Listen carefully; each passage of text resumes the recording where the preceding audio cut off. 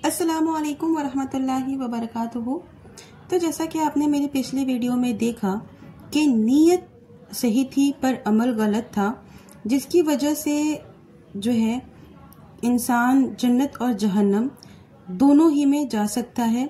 कई बार ऐसा होता है कि हमारी नीयत सही होती है पर अमल गलत हो जाता है, जिस वजह से गुनहगार हो जाते हैं। इसी तरह कभी कभी अमल सही होता है और नीयत गलत होती है। तो आज उसी पर बात करेंगे और आपके सामने चंद हदीसें पेश करेंगे। सबसे पहले आप हजरत अबू हुरैरा रजी अल्लाह अन्हु की ये हदीस सुने।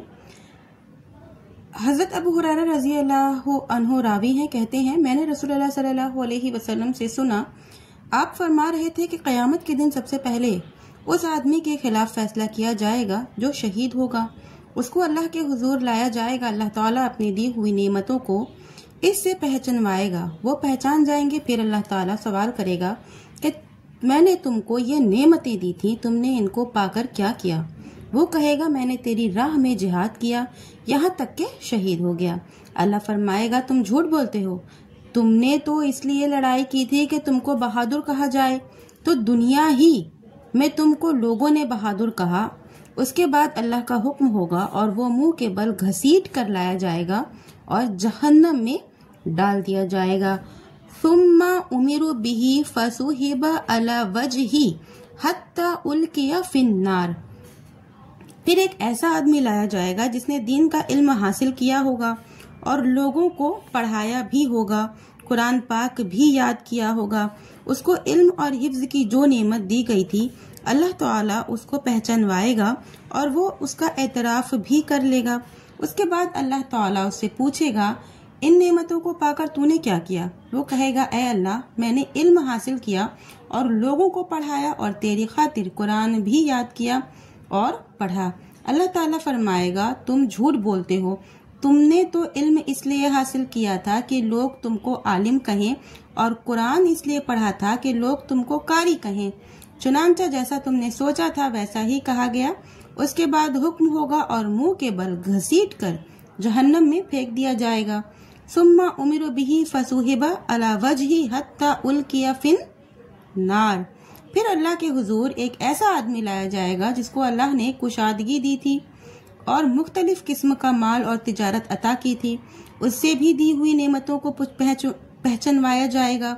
देखकर वो पहचान जाएगा। फिर अल्लाह ताला सवाल करेगा इन नेमतों को पाकर तुमने क्या किया? वो कहेगा या अल्लाह, हर वो रास्ता जिसमें खर्च करना तो पसंद करता था, इसमें मैंने तेरी रजा की खातिर खर्च किया। अल्लाह ताला फरमाएगा तुम झूठ बोलते हो, तुमने तो ये खर्च इसलिए किया था कि लोग तुमको सखी कहें, सो कहा जा चुका।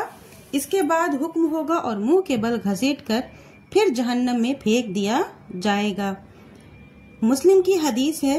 हदीस में 3 लोगों का जिक्र है और तीनों का अमल फिक्ही खानों में फिट है, लेकिन दिल का इस्तिराब शामिल नहीं। अमल सही है लेकिन नीयत गलत, और अल्लाह के यहाँ नीयत ही का एतबार है, इसलिए नीयत के मुताबिक फैसला किया गया और तीनों को घसीट कर जहन्नम में फेंक दिया गया। देखिए ये तीनों आदमी फिक्ही खाने में बिल्कुल फिट है, लेकिन अल्लाह के निज़ाम के एतबार से अनफिट हैं। दुनिया में आदमी का कौल व फेल जाहिर के एतबार से बहुत बेहतर होता है, लेकिन नियतों में फितूर होता है। अल्लाह के यहाँ दिलों का कच्चा चिट्ठा सब बाहर कर दिया जाएगा। इरशाद बारी ताला है यानी क़यामत के दिन अल्लाह के यहाँ दिलों के सारे राज बाहर कर दिए जाएंगे। वहाँ किसी का कोई फरेब नहीं चलेगा।